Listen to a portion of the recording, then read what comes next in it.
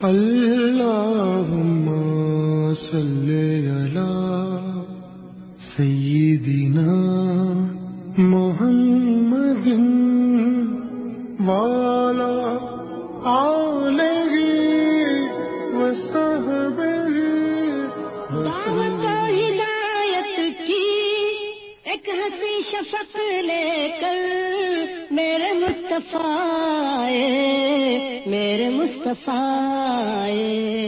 کفر کے اندھیروں میں نور کا طبق لے کر میرے مصطفیٰ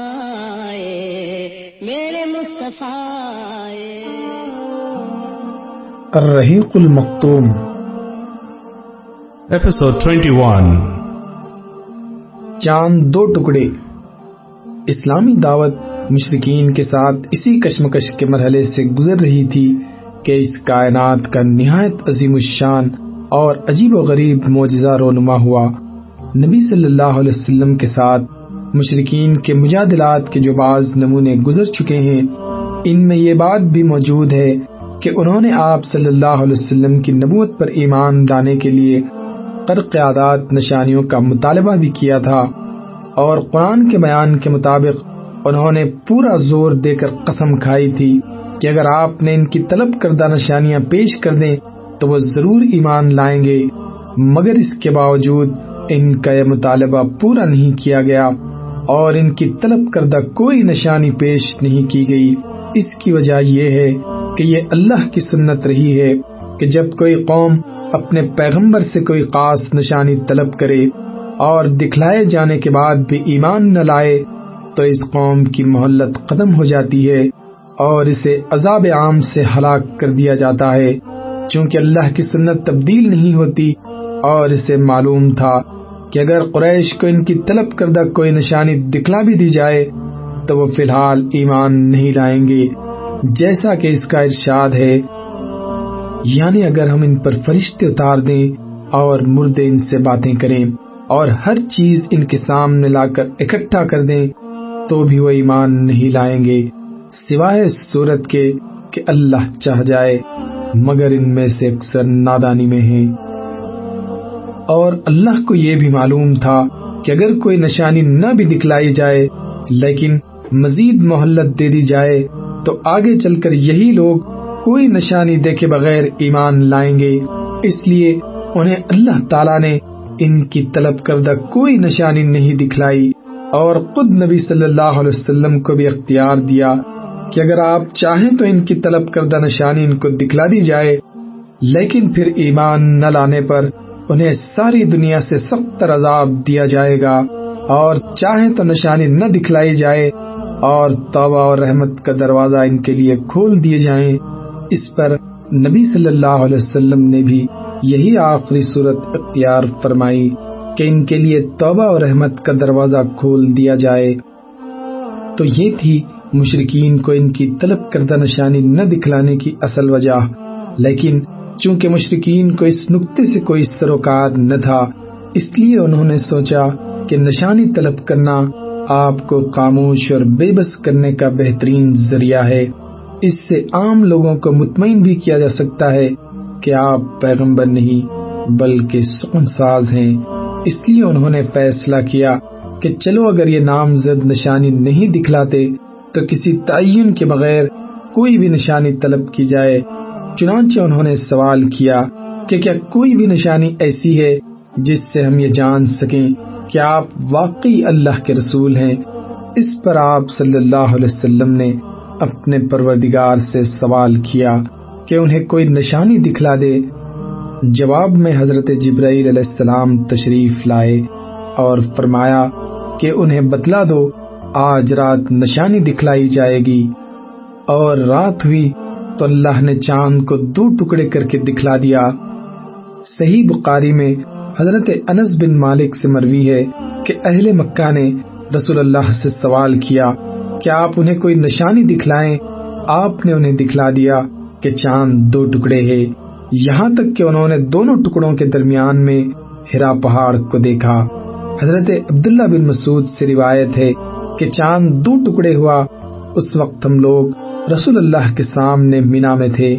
آپ صلی اللہ علیہ وسلم نے فرمایا، گواہ رہو، اور چاند کا ایک ٹکڑا پھٹ کر پہاڑ یعنی جبل ابو قبیس کی طرف جا رہا۔ چاند کے 2 ٹکڑے ہونے کا یہ معجزہ بہت صاف تھا۔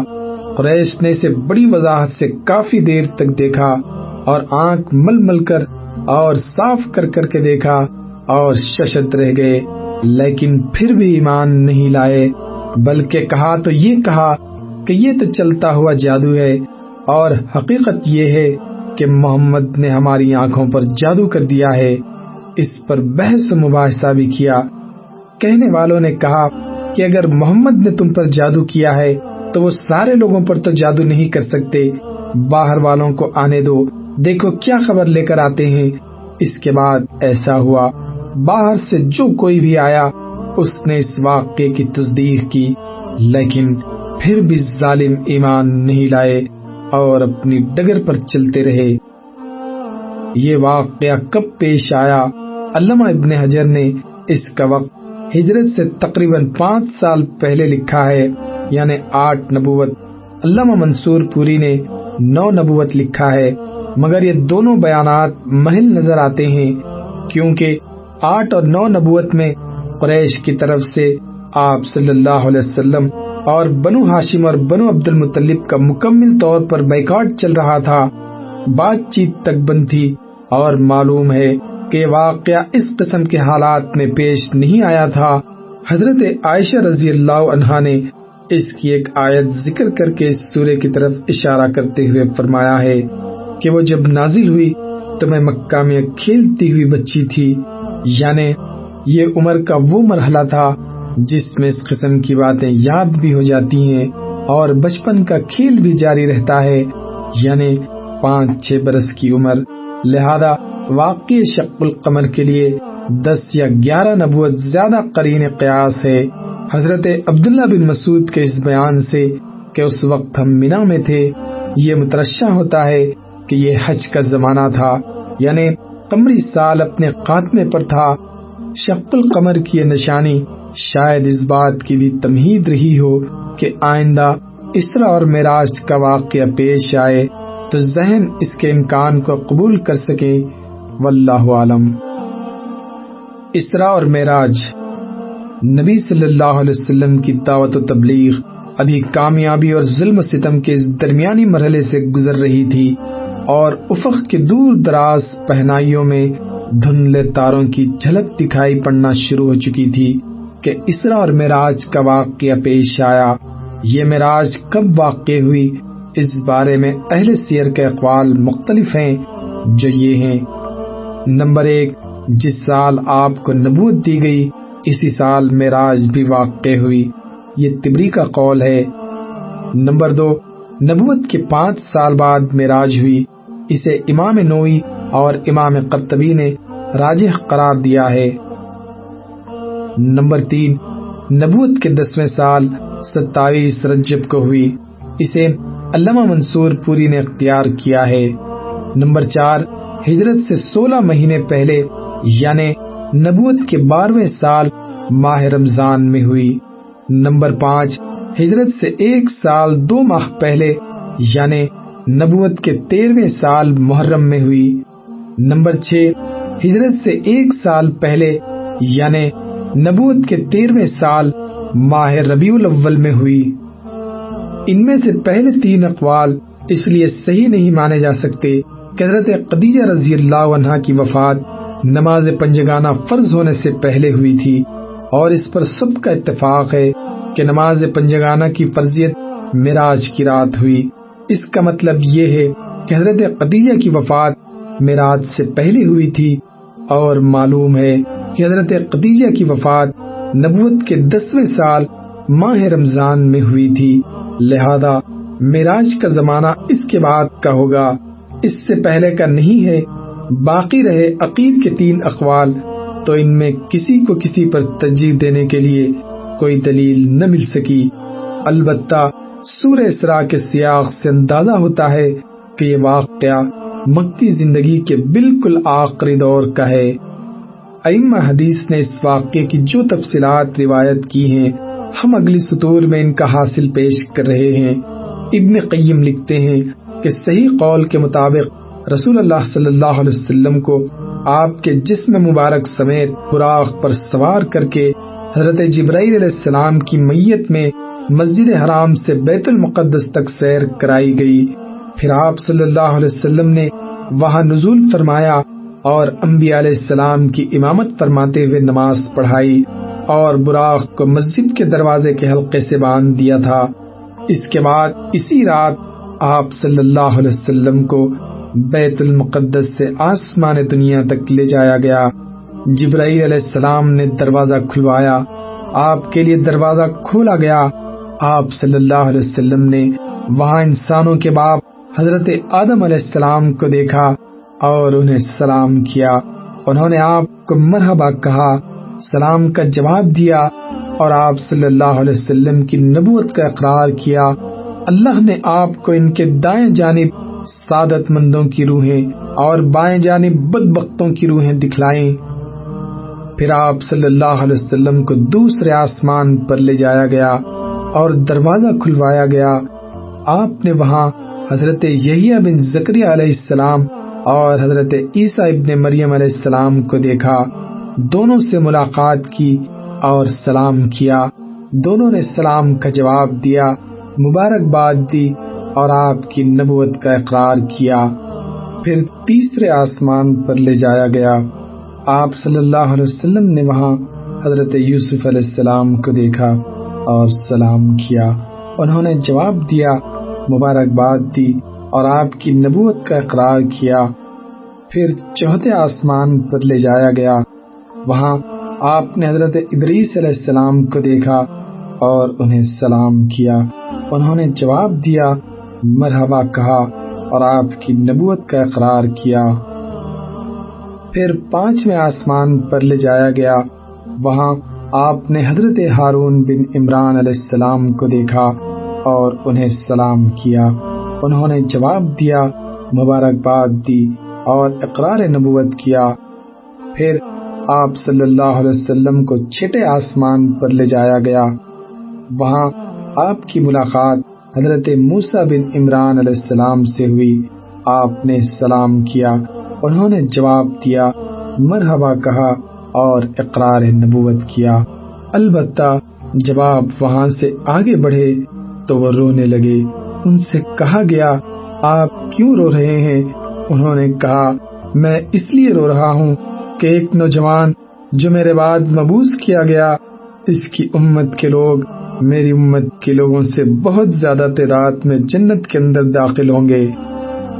اس کے بعد آپ صلی اللہ علیہ وسلم کو ساتویں آسمان پر لے جایا گیا۔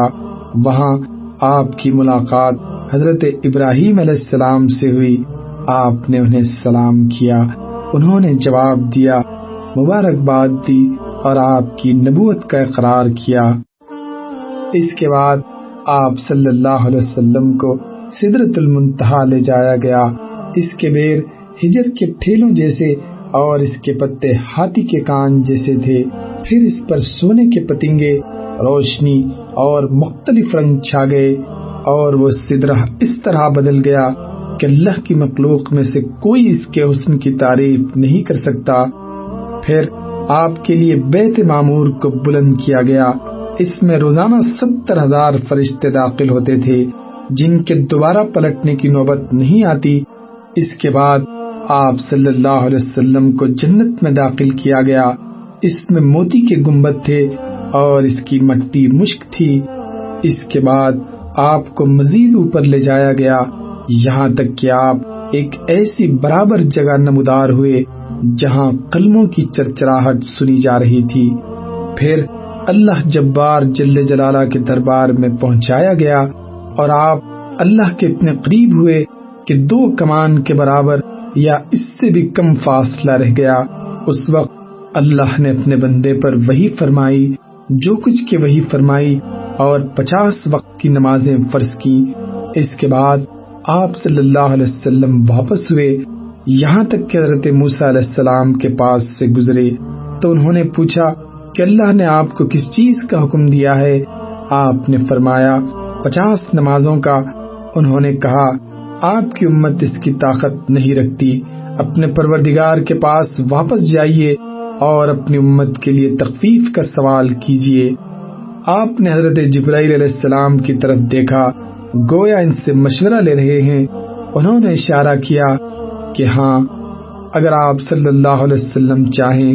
اس کے بعد حضرت جبرائیل علیہ السلام آپ کو جبار تبارک و تعالیٰ کے حضور لے گئے اور وہ اپنی جگہ تھا۔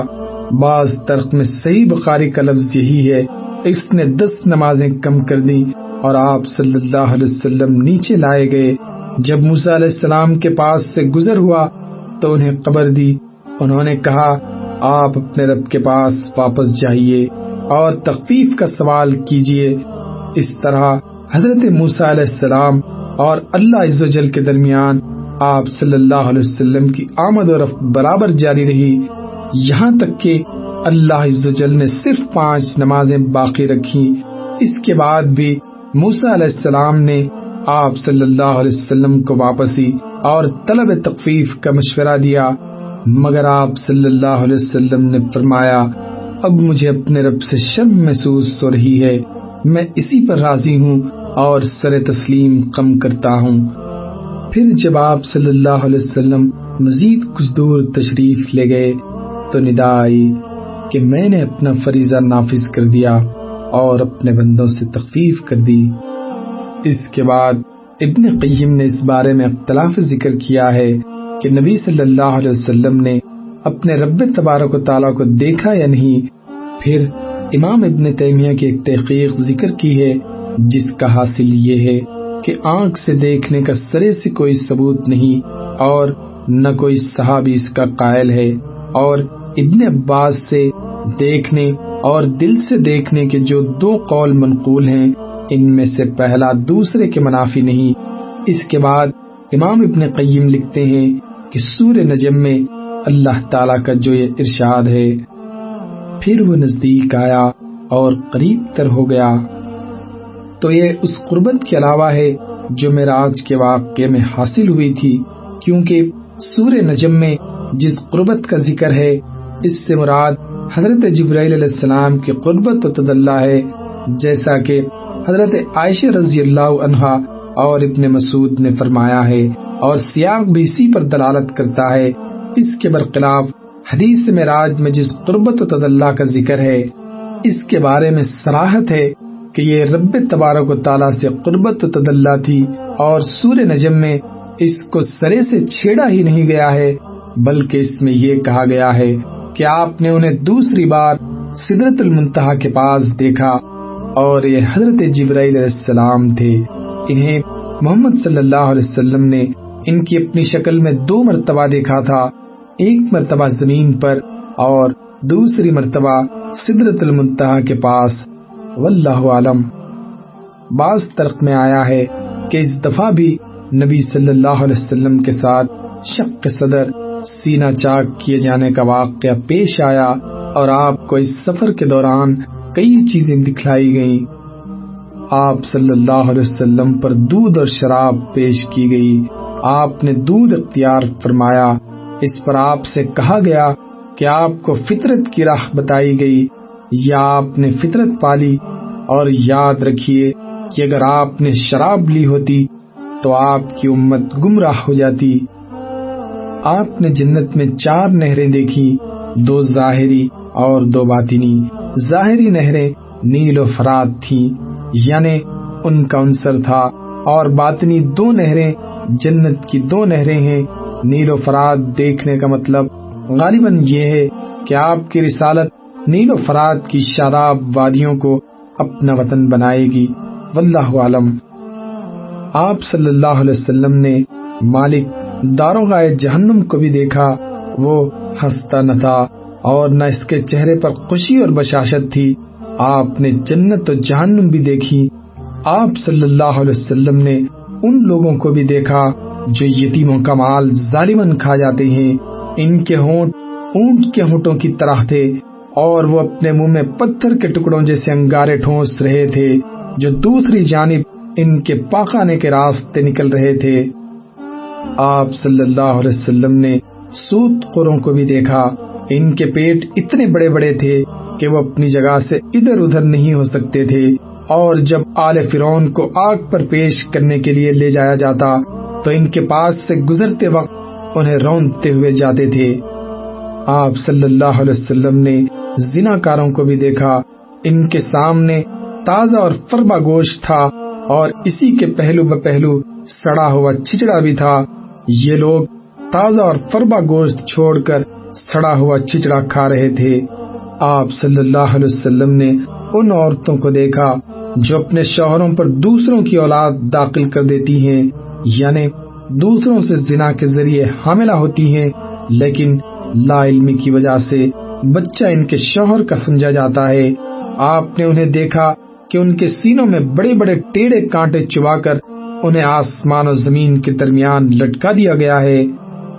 آپ صلی اللہ علیہ وسلم نے آتے جاتے ہوئے اہل مکہ کا ایک قافلہ بھی دیکھا، اور انہیں ان کا ایک اونٹ بھی بتایا گیا جو بھڑک کر بھاگ گیا۔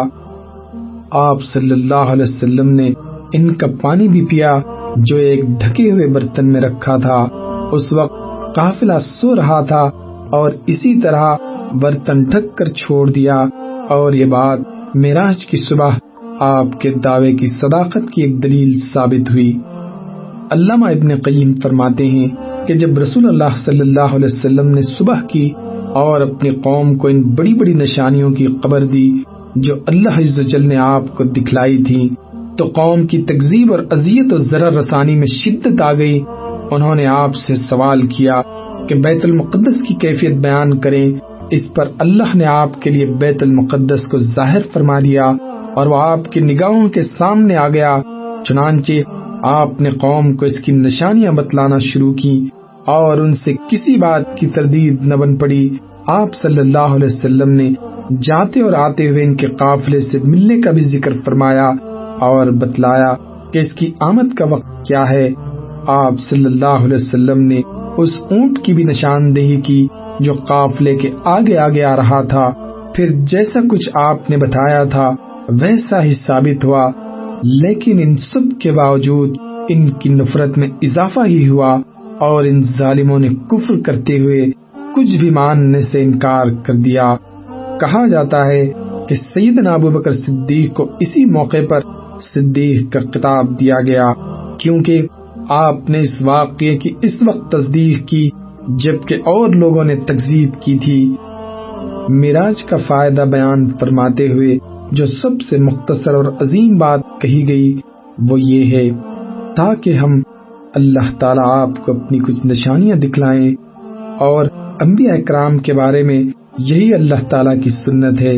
ارشاد ہے، اسی طرح ہم نے ابراہیم کو آسمان و زمین کا نظام سلطنت دکھلایا اور تاکہ وہ یقین کرنے والوں میں سے ہو، اور موسیٰ علیہ السلام سے فرمایا تاکہ ہم تمہیں اپنی کچھ بڑی نشانیاں دکھلائیں۔ پھر ان نشانیوں کے دکھلانے کا جو مقصد تھا اسے بھی اللہ تعالیٰ نے اپنے اس ارشاد کے ذریعے واضح فرما دیا۔ چنانچہ جب انبیاء کرام علیہ السلام کے علوم کو اس کے مشاہدات کی سند حاصل ہو جاتی تھی تو انہیں عین الیقین کا وہ مقام حاصل ہو جاتا جس کا اندازہ لگانا ممکن نہیں کہ شنیدہ کے بود مانند دیدہ۔ اور یہی وجہ ہے کہ انبیاء کرام علیہ السلام اللہ کی راہ میں ایسی ایسی مشکلات جھیل لیتے تھے جنہیں کوئی اور جھیل ہی نہیں سکتا۔ در حقیقت ان کی نگاہوں میں دنیا کی ساری قوتیں مل کر بھی مچھر کے پر کے برابر حیثیت نہیں رکھتی، اسی لیے وہ ان قوتوں کی طرف سے ہونے والی سختیوں اور ایذا رسانیوں کی کوئی پرواہ نہیں کرتے۔ اس واقعے معراج کی جزیات کے پس پردہ مزید جو حکمت اور اسرار کار فرما تھے، ان کی بحث کا اصل مقام اسرار شریعت کی کتابیں ہیں۔ البتہ چند موٹے موٹے حقائق ایسے ہیں جو اس مبارک سفر کے سر چشموں سے پھوٹ کر سیرت نبوی کی گلشن کی طرف رواں دواں ہیں، اس لیے یہاں مختصراً انہیں قلم بند کیا جا رہا ہے۔ آپ دیکھیں گے کہ اللہ تعالیٰ نے سورہ اسراء میں اسراء کا واقعہ صرف ایک آیت میں ذکر کر کے کلام کا رخ یہود کی سیاہ کاریوں اور جرائم کے بیان کی جانب موڑ دیا، پھر انہیں آگاہ کیا کہ یہ قرآن اس راہ کی ہدایت دیتا ہے جو سب سے سیدھی اور صحیح راہ ہے۔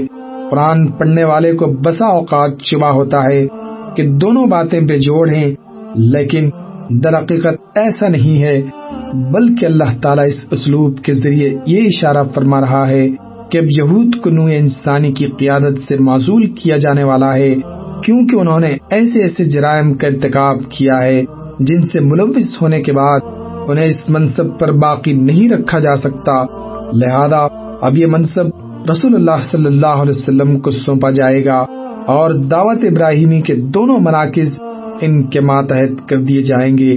بلفظ دیگر اب وقت آ گیا ہے کہ روحانی قیادت ایک امت سے دوسری امت کو منتقل کر دی جائے، یعنی ایک ایسی امت سے جس کی تاریخ غدر و خیانت اور ظلم و بدکاری سے بھری ہوئی ہے، یہ قیادت چھین کر ایک ایسی امت کے حوالے کر دی جائے جس سے نیکیوں اور بھلائیوں کے چشمے پھوٹیں گے اور جس کا پیغمبر سب سے زیادہ درست راہ بتانے والے قرآن کی وحی سے بہراور ہے۔ لیکن یہ قیادت منتقل کیسے ہو سکتی ہے جبکہ اس امت کا رسول مکے کے پہاڑوں میں لوگوں کے درمیان ٹھوکریں کھاتا پھر رہا ہے؟ اس وقت یہ ایک سوال تھا جو ایک دوسری حقیقت سے پردہ اٹھا رہا تھا، اور وہ حقیقت یہ تھی کہ اسلامی دعوت کا ایک دور اپنے خاتمے اور اپنی تکمیل کے قریب آ لگا ہے، اور اب دوسرا دور شروع ہونے والا ہے جس کا دھارا پہلے سے مختلف ہوگا۔ اسی لیے ہم دیکھتے ہیں کہ بعض آیات میں مشرکین کو کھلی وارننگ اور سخت دھمکی دی گئی۔ ارشاد ہے، اور جب ہم کسی بستی کو تباہ کرنا چاہتے ہیں تو وہاں کے اصحاب ثروت کو حکم دیتے ہیں، مگر وہ کھلی خلاف ورزی کرتے ہیں، پس اس بستی پر تباہی کا قول برحق ہو جاتا ہے اور ہم اسے کچل کر رکھ دیتے ہیں۔ اور ہم نے نوح کے بعد کتنی ہی قوموں کو تباہ کر دیا، اور تمہارا رب اپنے بندوں کے جرائم کی خبر رکھنے اور دیکھنے کے لیے کافی ہے۔ پھر ان آیات کے پہلو کچھ ایسی آیات بھی ہیں جن میں مسلمانوں کو ایسے تمدنی قواعد و ضوابط اور دفعات و مبادی بتلا دیے گئے جن پر آئندہ اسلامی معاشرے کی تعمیر ہونی تھی، گویا اب وہ کسی ایسی سرزمین پر اپنا ٹھکانہ بنا چکے ہیں جہاں ہر پہلو سے ان کے معاملات ان کے اپنے ہاتھ میں ہیں، اور انہوں نے ایک ایسی وحدت متماسکہ بنا لی ہے جس پر سماج کی چکی گھوما کرتی ہے۔ لہذا ان آیات میں اشارہ ہے کہ رسول اللہ صلی اللہ علیہ وسلم عنقریب ایسی جائے پناہ اور امن گاہ پالیں گے جہاں آپ کے دین کو استقرار نصیب ہوگا۔ یہ اسراء و معراج کے بابرکت واقعے کی تہ میں پوشیدہ حکمتوں اور رازہائے سربستہ میں سے ایک ایسا راز اور ایک ایسی حکمت ہے جس کا ہمارے موضوع سے براہ راست تعلق ہے، اسی لیے ہم نے مناسب سمجھا کہ اسے بیان کر دیں۔ اسی طرح کی دو بڑی حکمتوں پر نظر ڈالنے کے بعد ہم نے یہ رائے قائم کی ہے کہ اسراء کا واقعہ یا تو بیت عقبہ اولا سے کچھ ہی پہلے کا ہے یا عقبہ کی دونوں بیتوں کے درمیان کا ہے، واللہ عالم۔ اللہم صلی علی